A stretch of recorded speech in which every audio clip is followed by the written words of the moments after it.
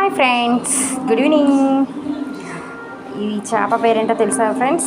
White అంటే తెల్ల చందువ. ఈ ముక్కలేమో వంజరం ముక్కలు.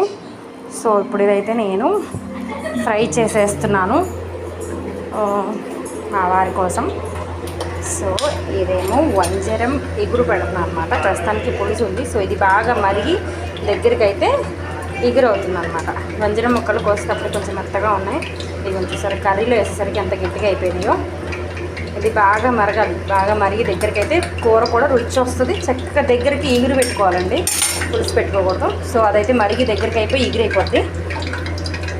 ఈ కన్నం మీద అయితే ఆయిల్ పెట్టేశాను వంజరం వేపడానికి, ఇది తెల్ల చందువ వేపడానికి. సో ఆయిల్ అయితే హీట్ ఎక్కిపోయింది. సో ఇప్పుడు నేను తెల్ల చందువ అయితే వేసేసాను. ఇంకో పక్కన వంజరం ముక్కలు వేసేస్తున్నా.